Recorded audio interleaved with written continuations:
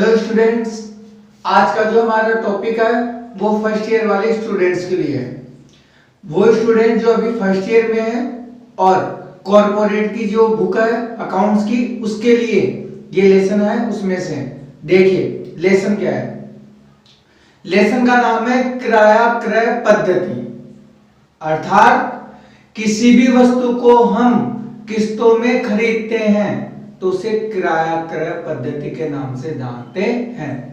आज ऐसा कोई व्यक्ति नहीं है या ऐसा कोई घर नहीं है जिसमें से किस्तों में कोई भी चीज ना खरीदी हो।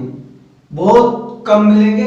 मिडिल क्लास जो फैमिलीज होती है वो अधिकतर किराया क्रय पद्धति के आधार पर घर में जो सामान होते हैं, जो मशीनें होती है, जैसे वॉशिंग मशीन हुई, फ्रिज हुआ, टीवी हुआ, गाड़ी हुई, 4 व्हीलर 2 व्हीलर, जो भी है, मोस्टली चीजें आज किस्तों के अंदर खरीदी जाती है। यहाँ तक कि आजकल मोबाइल फोन आपने देखा होगा, 0 बैलेंस ब्याज दर पर खरीदिए स्मार्टफोन, एक बार खरीदिए और बाद में किस्तों में उसका भुगतान करते रहिए। तो ये क्या है, क्या देखिए, हम क्या करते हैं इसमें कि जो चीज हमें चाहिए, जो वस्तु हमें चाहिए, उसका एक मिनिमम अमाउंट, जिसे हम क्या कहते हैं, डाउन पेमेंट, यानी कुछ राशि हम उस वस्तु को खरीदते समय दुकानदार को यानी विक्रेता को देते हैं और वस्तु प्राप्त कर लेते हैं, और बची हुई राशि हम उसे किस्तों में हर माह देते रहते हैं। तो इस तरह के जो भुगतान की विधि है वो किराया क्रय पद्धति के नाम से जानी जाती है। अब देखिए इसकी विशेषता। इसकी विशेषता क्या है? इसकी पहली विशेषता है माल की सुपुर्दगी, यानी जो क्रेता है यानी माल को खरीदने वाला, वो अनुबंध करते ही, यानी जैसे ही वो अनुबंध करेगा विक्रेता से, डाउन पेमेंट यानी कुछ राशि जमा कराता है, तो उसे उस माल को दे दिया जाता है। तो इसलिए अनुबंध के समय ही इसमें माल की सुपुर्दगी कर दी जाती है। ऐसा नहीं है कि पूरा पेमेंट दो तभी माल मिलेगा। डाउन पेमेंट यानी कुछ राशि जो है वो जमा कराइए और सामान को घर ले जाइए। सेकंड है भुगतान की विधि। इसमें भुगतान विधि कैसे है? देखिए, जब जो विक्रेता होता है वो कुछ राशि लेकर क्रेता को सामान दे देता है, यानी वस्तु दे देता है, तो उसके पश्चात जो क्रेता होता है उससे वो उस वस्तु की मूल्य राशि और जो उसका ब्याज है दोनों का वो टोटल कर लेता है और प्रति माह किस्तों के रूप में पैसा प्राप्त करता रहता है, यानी किस्तों में पैसा प्राप्त करता है। तो भुगतान विधि हो गई किस्तों के माध्यम से जो बकाया राशि है। इसके बाद किस्त को जब्त करने का या वस्तु को वापसी का अधिकार, जो नेक्स्ट पॉइंट है। देखिए, मान लीजिए मैंने एक गाड़ी खरीदी, वो गाड़ी मैंने किस्तों में खरीदी है। यदि उस गाड़ी का मैं किस्तों का भुगतान नहीं करता हूं तो कंपनी को यह अधिकार है कि वो मेरी गाड़ी को जब्त कर लेंगे और जो भी मैंने किस्तें भरी है वो किस्तें भी जब्त हो जाएंगी, यानी अपनी गाड़ी को भी वापस ले लेंगे और जितना पेमेंट मैंने दिया है वो भी मुझे नहीं मिलेगा। वो उस वस्तु का, यानी जितने दिन मैंने गाड़ी चलाई है, यूज की है, उसका वो किराया मान के उस राशि को जब्त कर लेंगे। इसके बाद जो है वो है माल का स्वामित्व। किराया क्रय पद्धति में जब तक अंतिम किस्त, यानी जो आखिरी किस्त होगी, मान लीजिए आपने एक फ्रिज खरीदा है 10 किस्तों के माध्यम से, तो जब तक वो 10वीं किस्त नहीं चली जाती तब तक उस फ्रिज को खरीदने वाला उसका मालिक नहीं होता। अर्थात जो क्रेता होता है उसको स्वामित्व तब तक नहीं मिलता जब तक कि वो उस संपूर्ण राशि का भुगतान नहीं करता। जब तक वो राशियों का भुगतान नहीं होगा, किस्तों का भुगतान नहीं होगा, स्वामित्व हमेशा विक्रेता का ही होगा। और यदि वो राशि नहीं देता है तो विक्रेता उस वस्तु को वापस पाने का भी अधिकार रखता है। इसके बाद जो नेक्स्ट पॉइंट है वो है तीसरे पक्षकार को उस वस्तु का हस्तांतरण। मैंने एक एलईडी खरीदी है किस्तों में। अब जब तक वो किस्तें पूरी नहीं हो जाती मैं उसका मालिक नहीं हूं, विक्रेता ही उसका मालिक है। मैं वो वस्तु वो एलईडी किसी तीसरे पक्षकार को बेचना चाहता हूं तो मैं नहीं बेच सकता, मुझे उसका राइट्स नहीं है, अधिकार नहीं है। क्यों नहीं है? क्योंकि उसका मालिक मैं अभी तक नहीं हूं जब तक वो किस्तें चल रही है।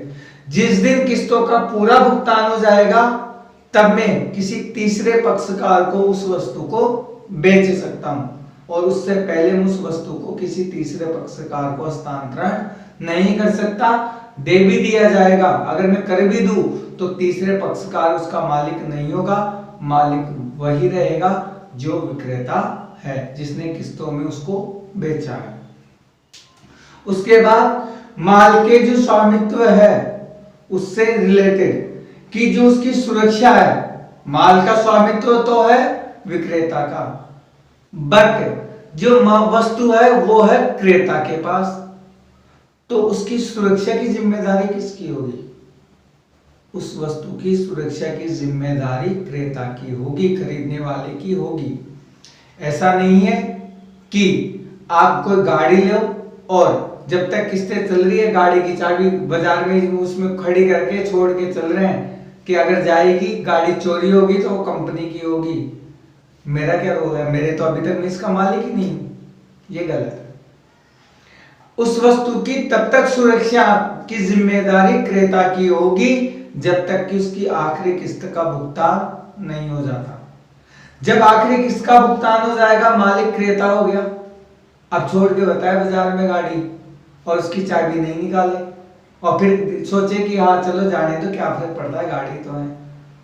कई बार क्या होता है, क्रेता किसी वस्तु को किराए पे खरीद कर कुछ लापरवाहियां बरतता है कि किस्तें चल रही है ना, बाद में देखा जाएगा, खराबी होगी तो उसकी होगी, उठा ले जाएगा अपनी चीज। ऐसा नहीं है, ये क्रेता की जिम्मेदारी है क्योंकि उसने उसकी जो विक्रेता है उससे वो वस्तु खरीदी है, तो उसकी जिम्मेदारी है कि उसको सही यूज करे, मिस यूज उसका ना करे। नेक्स्ट पॉइंट है माल का स्वामित्व या अनुबंध को समाप्त करना। अगर क्रेता चाहता है कि वो किस्तें जो उसने 2 साल 3 साल जब जितनी भी किस्तें करवाई है उस समय पूरा होने से पहले ही स्वामित्व वो लेना चाहता है तो वो किस्तों का पूरा भुगतान कर दे, माल का स्वामित्व उसे मिल जाएगा। बट जब तक किस्तों का भुगतान नहीं होगा तब तक माल का स्वामी विक्रेता ही रहेगा।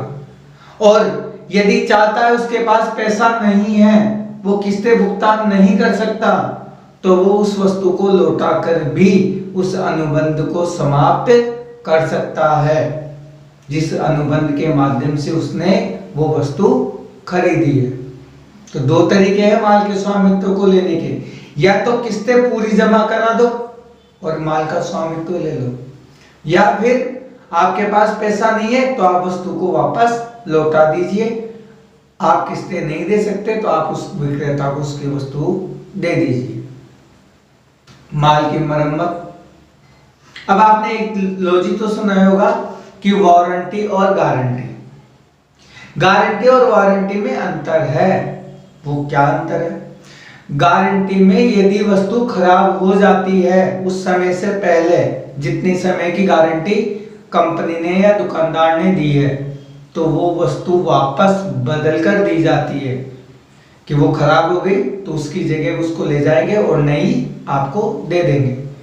और वारंटी क्या होती है कि उस वस्तु में कोई भी कमी होती है या कोई पार्ट उसका खराब हो जाता है तो कंपनी या विक्रेता का जो कर्मचारी है वो आकर उसकी मरम्मत करेगा। अब कई बार हम खरीद तो लेते हैं, गारंटी है, हम गारंटी और वारंटी में अंतर ही नहीं समझ पाते और बाद में पछताते हैं कि यार ये तो गलत खरीदी। कंपनी वाले वारंटी के नाम पे 5 साल 7 साल के नाम पे आपको वस्तु बेच देते हैं और जब उसमें कोई कमी आती है तो फिर कहते हैं कि कोई बात नहीं, हम ठीक करवा देंगे, जो मैकेनिक आएगा उसका सर्विस चार्ज लगेगा। तो फिर गारंटी किस बात की हुई या वारंटी किस बात की हुई? अगर किसी चीज में कोई खराबी होती है, मान लो मैंने फ्रिज ही खरीदा और वो नहीं चल रहा, चलता चलता बंद हो गया, और मैंने कस्टमर केयर में फोन किया है, दुकानदार को फोन किया, वो कहते हैं कि ठीक है मैकेनिक आएगा, वो उसको देख लेगा क्या कमी है, लेकिन सर्विस चार्ज लगेगा। तो फिर वारंटी किस बात की? और गारंटी होती तो वो अगर खराब हो गया तो वो चेंज होगा, वो फ्रिज ही चेंज होगा। तो अगर किस्तें भुगतान यानी जितनी समय का जो विक्रेता ने आश्वासन दिया है उस समय तक वस्तु क्रेता के पास अगर खराब हो भी जाती है तो विक्रेता की जिम्मेदारी है उस समय तक, जितने समय में अनुबंध किया था उस समय के भीतर यदि वो खराब होती है तो उसे विक्रेता ठीक करके देगा। उसकी मरम्मत का कार्य जो है वो विक्रेता का होगा। ये थी जो किराया क्रय पद्धति है उसकी विशेषताएं।